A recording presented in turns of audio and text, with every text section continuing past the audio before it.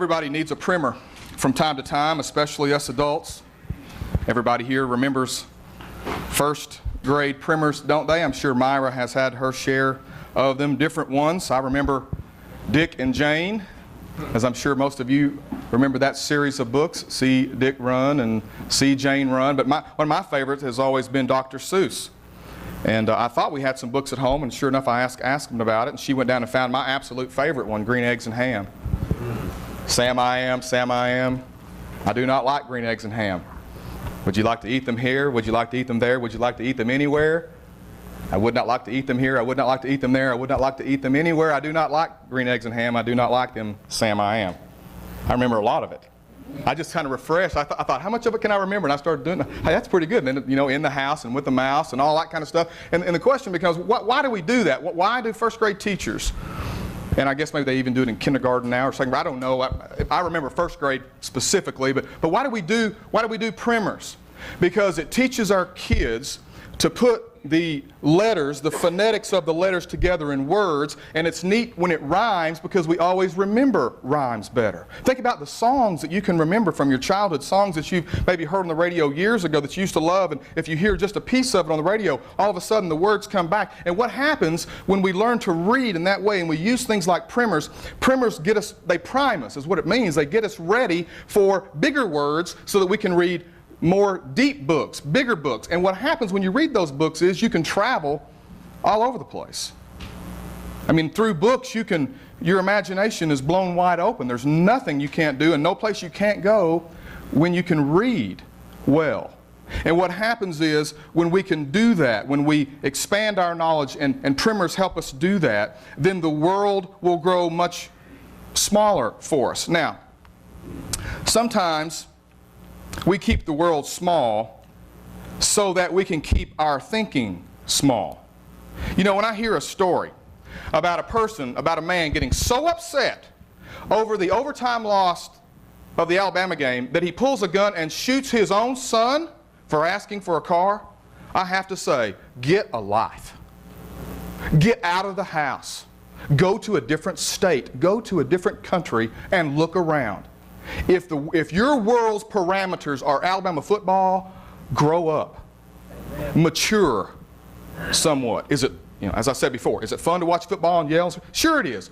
But if you're going to pull a gun and shoot your son because you're so upset over an overtime loss, and I'll bet you 100-0, the man didn't even go to school there. That's small thinking. That's not a small world. That's small thinking. When people get so upset over the most trivial matters, and it happens everywhere, but I guess maybe we get a feel of it more in a small town, and you hear people gossiping about this little thing and that little thing, and I'm thinking, man, get outside once in a while and look around. I realize not everybody can have the blessing of traveling across our borders as John and I and Ned and some of you others have done, but I wish one time you could just go to, say, El Paso, Texas and cross the border and go into Juarez. Or go to Del Rio and cross the border and go into Piedras Negras and look at some of the real world and how people live. You see, you can read about those things in books, but if your whole world, if the borders of your world are this county, and for some people, a small community, then your thinking tends to be small and you don't really see the world the way God sees it. And don't we want to try and do that? Am I wrong? Don't we want to try and see the world and other people the way that God sees them? And if you don't go outside those borders, if you don't think outside the box once in a while, you can't do that. Our globe is shrinking, guys. Our globe is shrinking. Not just, easier travel, which has become especially easy in the last 75 years, and more wealth. But the internet has made the world so much smaller. And what I want you to see today is that there is a big difference between living in a smaller or a shrinking world and having small thinking and being a small thinker. We need to get a big picture so that we can see that there is global doubt. We've been talking in this series for the last few weeks about how to fight doubt, and all of us have doubts. And if we don't have them right now, we have had them, and if we haven't had them much in the past and don't have them now, we will have them. Because that's just the way it is when you serve a God that you can't see. and follow a Jesus you've never met, you're going to have doubts. You're going to wonder, is this true? But now I want you to think outside of our little world right here in Northwest Alabama for just a minute and think about the fact that there is global doubt. Global doubt. People in other nations, people in other cultures who have their own sets of doubts about who God is, what God is. Because it's no longer just a global matter in terms of we're here and they're over there. Because I'm here to tell you, as we look at this primer on world religions, they're here now. Much more so than they were 50 years ago or 100 years ago. They're here now. What happens, guys, is we see something like the terrorist attacks, and our first response is say, what a bunch of radical, insane camel jockeys. Turban wearers, and there's a lot worse names that I could say. Now understand, what happened on September 11th and the other terrorist attacks are horrific, and they're wrong, and they're sinful, and God will deal with them. But what I want us to think about for a second is our perspective on people. So we see that and we say, they're just a bunch of radical, and we may even call their name, radical Shiite Muslims. Or how about this? We see people starving, literally starving to death. Millions of people starving to death in India. Little children with the swollen bellies, and they show the commercials that just, you know, make you want to get out the Kleenex because it's so much of a tearjerker. And yet if you'll watch film and footage in India, there are cows walking all over the place. There's food everywhere. But they won't eat it.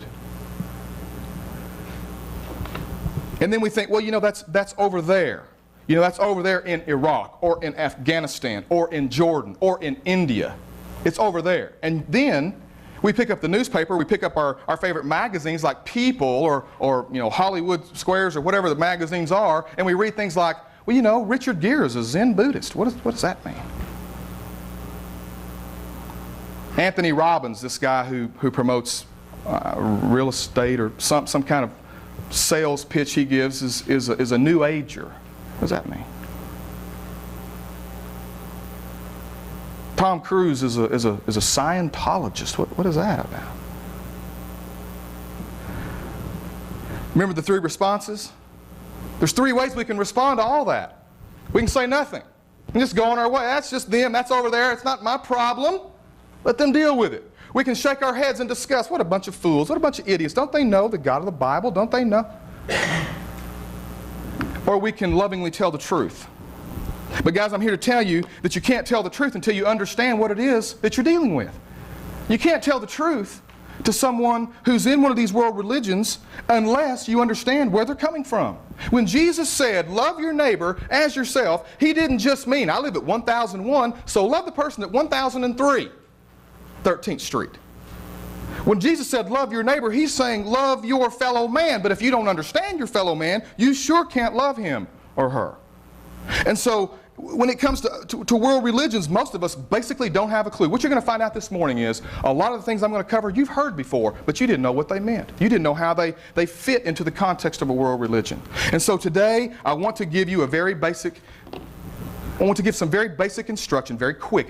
It's not going to be thorough or exhaustive. So you'll have to write quickly. I want to give us a primer on the world's biggest religions. Not just so that we can say, oh, that's great information, that's good to have, but so that we can get a world view, so that we can see how it is that God views these people and these religions. Because we can't love our neighbor until we understand. One of the oldest and one of the most complex religions in the world is Hinduism. It was founded about 1400 BC, and one of the problems with it in terms of understanding it is there's no real founder of Hinduism, of Hindu. There's no real founder. Basically, Hinduism grew out of the Indo-European people. And it's based in mythology and folklore and the gods and goddesses of fertility. That's where much of it came from. Now, I'm going to share with you right now up front that I am by no means an expert in world religions, especially Hinduism. I found, in trying to read about it and study about it, here's what I found. It's sort of like trying to corner and catch a rabbit. Once you think you've got him, he's gone.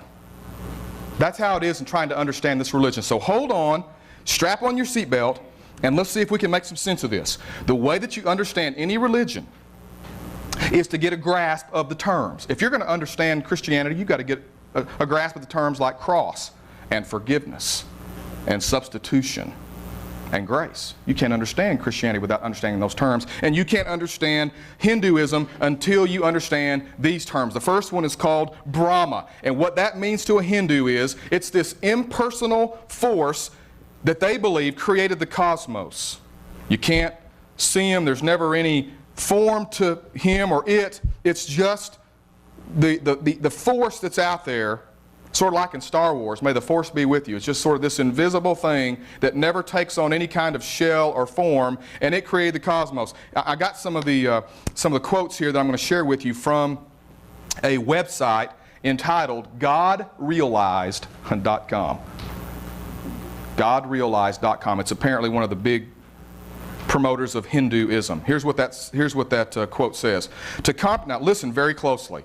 To comprehend the reality of the absolute being the Brahma, is banned to just ordinary human beings. Those on a path towards self, God realization, get a glimpse of His domain now and then, the divine link which keeps the spark of self-inquiry glowing within. If you're going, here's what they're saying. When you're on this path in Hinduism, when you're on the path to truth, and we'll get to the other word in just a second, then the more you realize your God-likeness inside, the more you begin to see the Brahma. Deep? Yeah. Put your boots on. Here we go. Now this one you're going to recognize right away. Karma. Karma is probably as close to the biblical concept of sowing and reaping as you can get. That which a man sows, that shall he also reap. Right? Galatians chapter 6. Here's what karma says. Karma is what you do in this life. Both your thoughts and your actions may have consequences in your next life. The way that Webster says it is this: the effects of a person's actions that determine his destiny in his next incarnation. See, one of the things you got to understand about Hinduism is you're reincarnated over and over and over and over again. John Lennon's song from years ago, Karma's Gonna Get You. Have you ever heard that song? Karma's Gonna Get You. What he's saying is how you live, how you act, how you think will determine what you get to be reincarnated as. If you're really, really bad, they call it pop karma, P-A-A-P. Pop karma, if you're really bad and murder and all this kind of stuff, then you will be reincarnated down the food chain like to a roach. I'm not kidding. I wish I were. I'm not kidding. That's karma. If your thoughts and deeds are good, you get recycled to something good. High up the food chain. Maybe somebody in America, maybe somebody rich, maybe a movie star. If you have bad karma, you may get recycled down the food chain in the next life. Maybe a lawyer, or that's a joke. I'm kidding.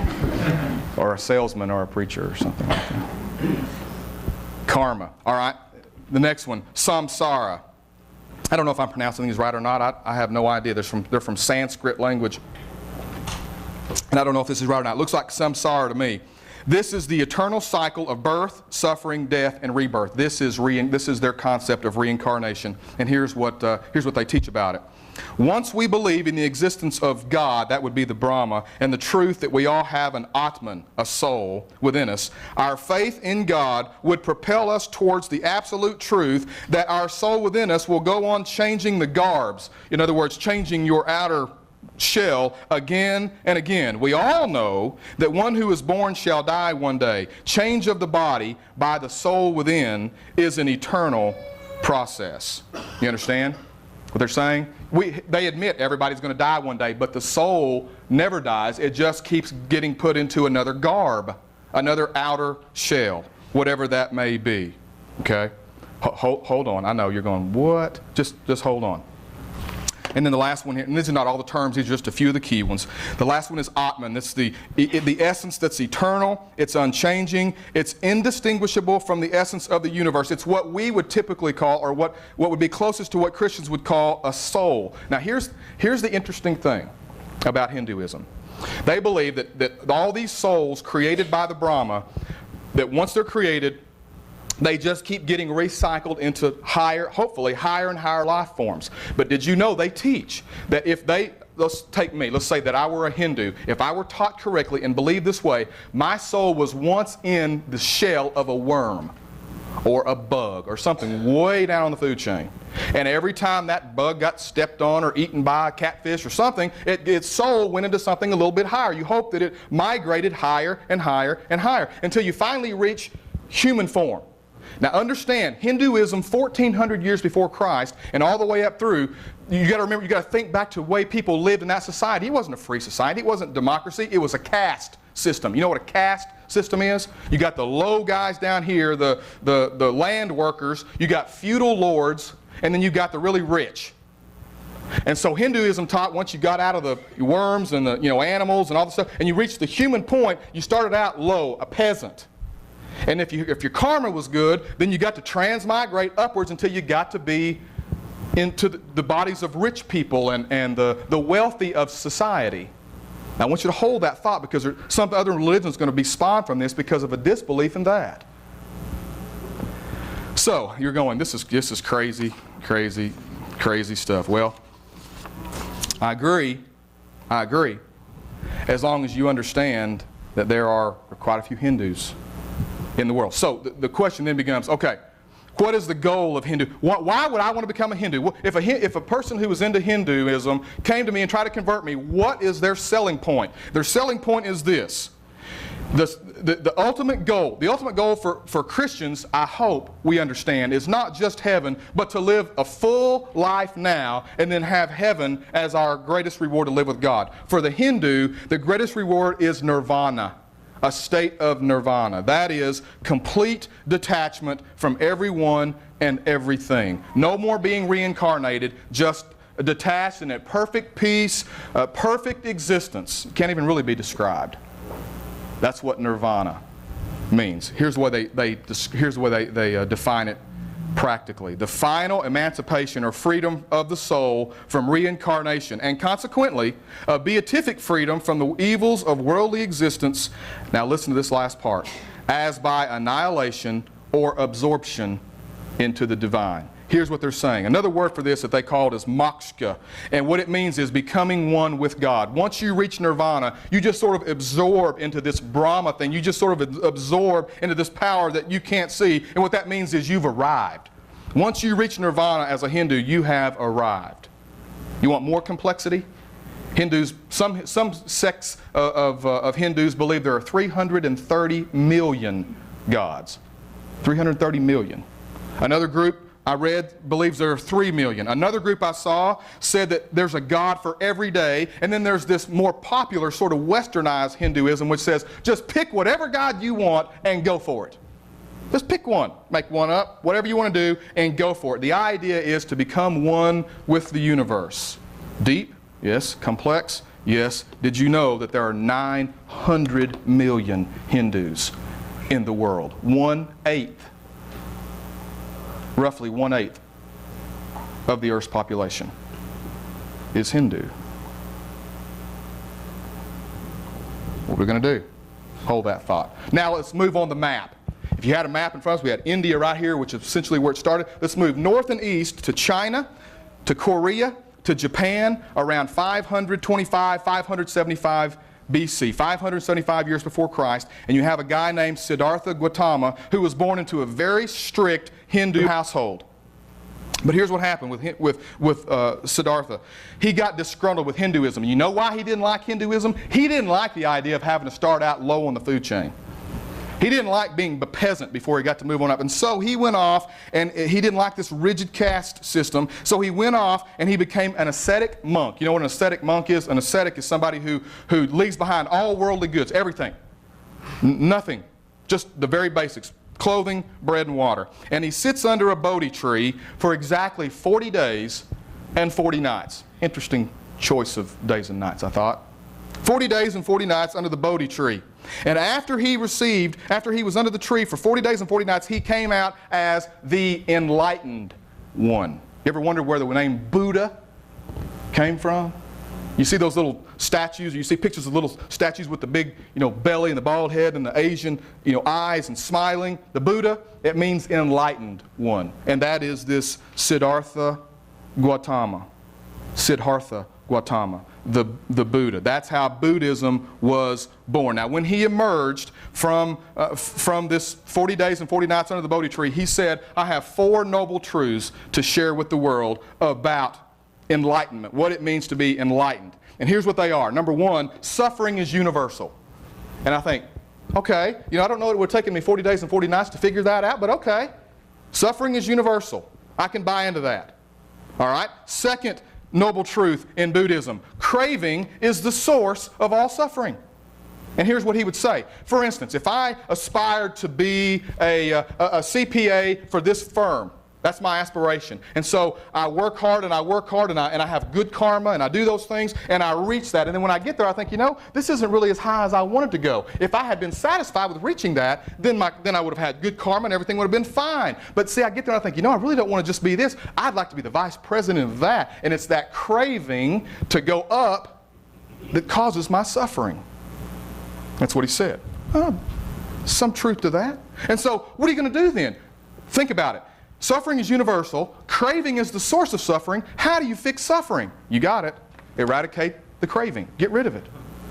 Just get rid of the craving. Remove it. If you remove the want to in your life, then you are on your way to nirvana,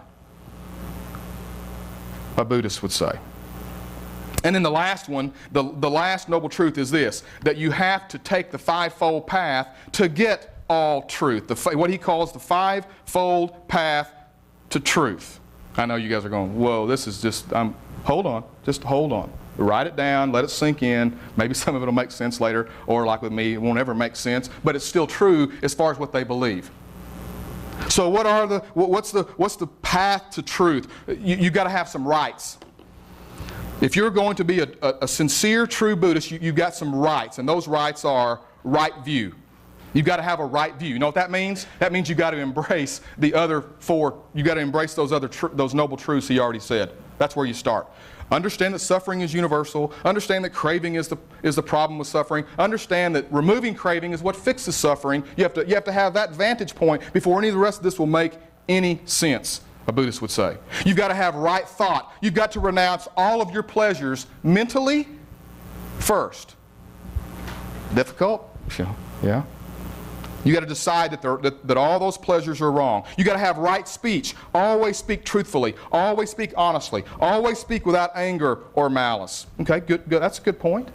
You got to have right actions. Don't kill. Don't steal. Don't commit adultery. Don't do any harm to anyone or anything. And I like this last one, right living. And what they mean by that is not just right actions in how you live, but rather choose an honorable profession. Choose an honorable profession. So if you're a Buddhist, you can't be a butcher. Why? Because you might be murdering a cousin or an ancient, a distant relative. You think I'm kidding? I'm not. Where do you think the term sacred cow came from? We use that in Christian settings to talk about things that we hold, some traditions that have no biblical value or base. We hold on to those things as sacred cows, and we can't do that in the tithe of church, and some of those things are sacred cows. Where do you think that came from? It came from the fact that Hindus and Buddhists believe in reincarnation, and that a person's soul can be inside of a cow. So they'll sit over there and starve and bloat because they have no protein. And there's protein sources that we Texans tapped into years ago, right there in front of them. Choose an honorable profession. So, here's the deal. Why be a Buddhist? Because if you have the right effort, the right thinking, the right meditation, guess how they meditate? You know what that's called? You know what that style of meditation is called? You've heard it. Yoga. Yoga. You have that right. Right effort, right thinking, right meditation, and you'll reach nirvana eventually. Perfect peace. 350 million Buddhists worldwide. Now, let me ask you a question. Buddhism is one of the fastest growing religions in America. Why do you think that is? See, if you're born in China, or you're born in Korea, or you're born in Japan, you're going to be a Buddhist. Unless somebody gets to you with the gospel of Christ, you're going to be a Buddhist. You don't really have a choice. They don't put up with doubt in Hinduism and Buddhism. That's why Siddhartha Gautama had to leave home. You're born into a strict Hindu household. There is no room for doubts. You believe in the Brahma and the Nirvana and the Atman and all that other stuff. No room for doubt. So if you're born in one of those other countries, you will be a Buddhist. But so why do you suppose right here in good old America, where you have a choice, it would be so popular? And I think there's a couple of reasons. One is, it's a relative religion. I don't mean my cousin's in it and my grandma's in it. I mean it's relative in terms of truth. It's relative. Well, your truth may not just be the truth for me. There are no absolutes. I don't really believe, that people embody cows. Well, that's okay. That's your form of Buddhism. I'll take mine. There are no absolutes. See, Buddhism in America has become very trendy. I got news for you guys. Oprah Winfrey. Now you press her on it, she probably wouldn't admit it, but she's very New Age. Let me tell you what New Age is. New Age is Hinduism on steroids. That's all it is. Oprah Winfrey, very, very New Age, very, very Buddhist. Richard Gere, Zen Buddhist. Very New Age, there are no consequences. There is no real concept of sin and rebellion and forgiveness. No wonder Hollywood loves it. No consequences, no strings. No wonder they love it. But I think there's another reason it's popular in America is because Buddhism is especially attracted to people who are stressed out all the time. High-stress jobs. Wall Street and surgeons and people who have their hands in or on things that cause a high amount of stress, because they can go home and they can sit in the lotus flower position and they can hum and do yoga and it relaxes them. I think that's one reason it's so attractive. Buddhism is alive and well all over the world, but it's finding a footing right here on American soil as well. Now, if you're keeping score, fast forward a few hundred years to 622 and take yourself into the Mideast in your mind and meet with me Muhammad, a very spiritual person who prayed all the time. Muhammad was a guy who used to go into caves and he would meditate and pray in caves until he was 40 years old. And when he was 40 years old, he made the best financial decision of his life. He didn't call a broker. He didn't find gold. He married a rich widow 15 years his senior. He married into money. And so he continued in his cave-dwelling meditations, and one day he came out and said, honey, I'm paraphrasing, he said, honey, I'm having these revelations, I'm having these dreams, I'm having these thoughts, and I can't figure out, is it demons, is it Satan, is it angels? She said, it's angels, it must be an angel. So he goes back into his cave and he continues to have these revelations, and over the next 20 years he pens what is known as the Quran. So he thinks, this is a pretty good deal, I'm going to take my show on the road, and he goes to Mecca. And the Meccans don't dig it. They don't want him. And they boot him out. So he says, well, I'll go to Medina. So he goes to Medina. And those in Medina welcomed him. And he flourished there. And a few years later, he got some warriors and he went back to Mecca. And guess what? He took over and conquered Mecca. And so now you have Medina and Mecca, the two huge cities in the Arab world with which Islam would spread. By word or by sword, they would say. And after Muhammad's death, Islam spread quickly across Egypt. Now listen to these countries. Egypt, Libya, Persia, Iraq, Syria, Turkey, Spain, and Palestine. The most famous teaching facility in Palestine, in Jerusalem, being the Dome of the Rock. It's called a mosque. Now what you and I need to understand, and this is so hard for us, we see the terrorist attacks and we go, bunch of camel jockeys, what are they thinking? You got to understand, we draw lines of demarcation in our lives. We go to work, we have a work life, we have a home life, we have a recreation life, and we go fishing, and we have a church life. Islam is not just a religion, it is a social, political, judicial way of life.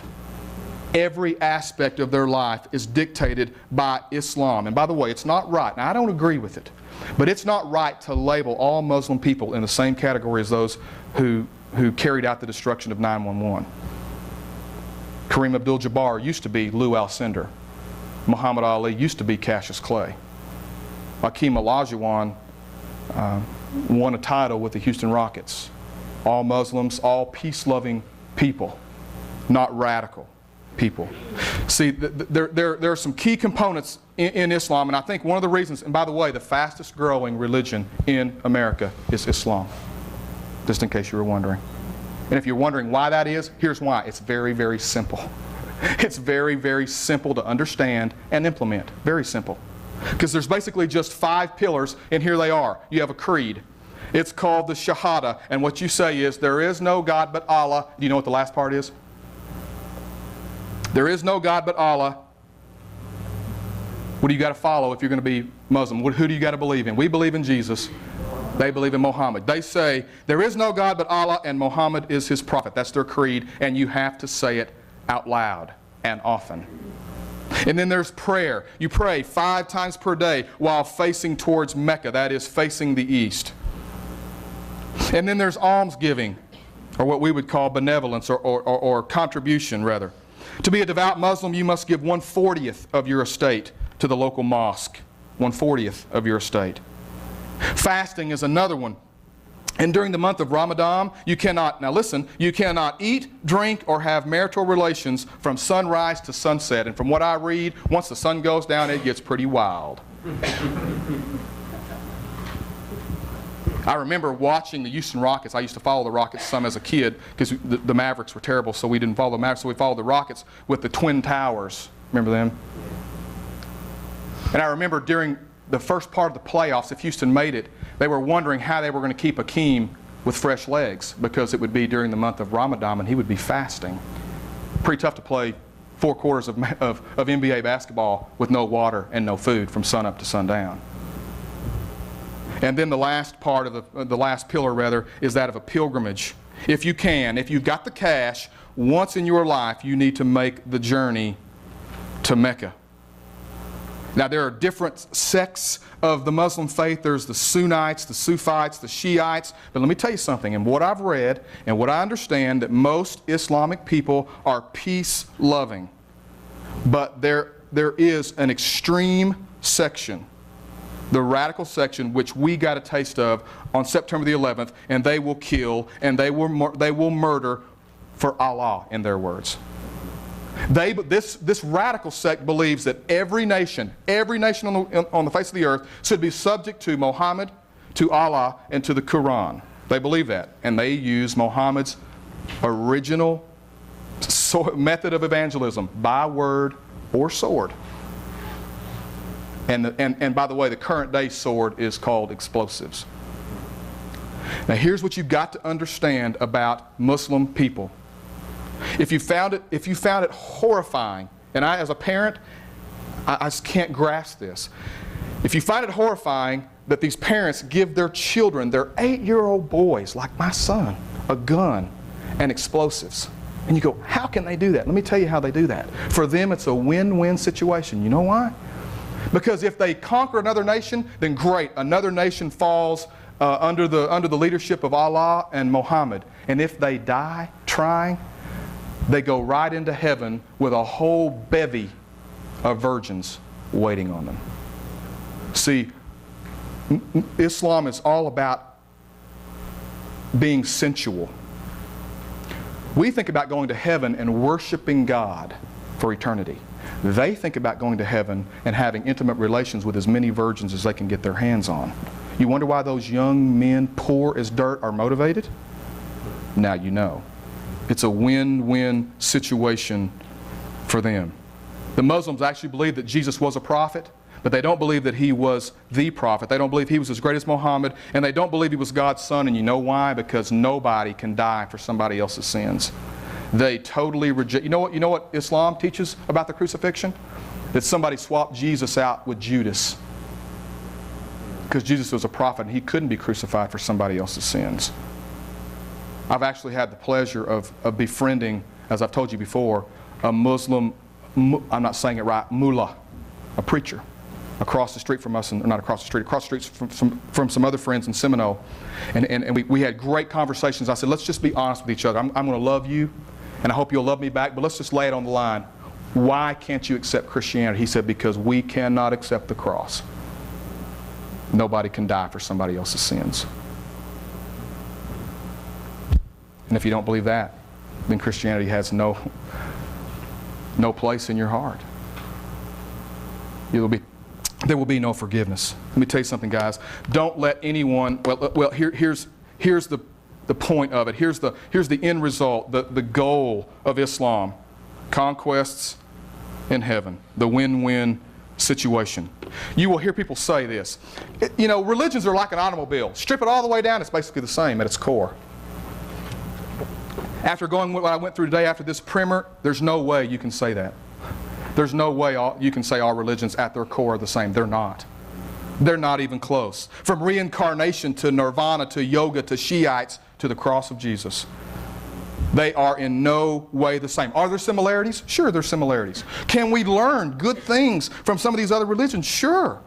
Sure we can. I think meditation is a good thing. I'm not saying yoga. I'm saying meditate upon God and His goodness. And the song we sang, think about His love. Think about His goodness. Think about His grace that's brought us through. Meditate on it. Think about it. Yeah, that's wonderful. We can learn great things from other people. But are they the same? Absolutely not. We didn't even talk about Baha'i or Taoism or mythology or Satanism or Mormonism. We didn't talk about any of them, but guess what? Christianity at its core is different from every other world religion, big or small. Do you believe that? If you don't, hold on, because here's why they're different. Here's why they're different. The first is the Christ factor. Factor in Jesus, and there is your difference. Did you know Jesus never traveled more than 200 miles from his own home? Never traveled more than 200 miles from his home. He never won a war like Muhammad did. He never wrote a book. He never went to college. He never founded a synagogue that was named after him. He had one of the shortest ministries of all world religion founders. 3 to 4 years. He never emerged in public and said, I'm the enlightened one, I'm the sage, I'm the wise one. He emerged and said, I'm the Son of Man. And other people called him the Son of God. And he accepted that role. He demonstrated time and time again that God was his Father, was his equal. John chapter 10 and verse 30, I and the Father are one. That was enough to make them want to kill him. And then he told the Jews in John 8, before Abraham was born, I am. You know what that I am is? That's what they call the tetragrammaton. It's the Hebrew name for God, the covenant name, what we would call Yahweh, or what the King James translates as Jehovah.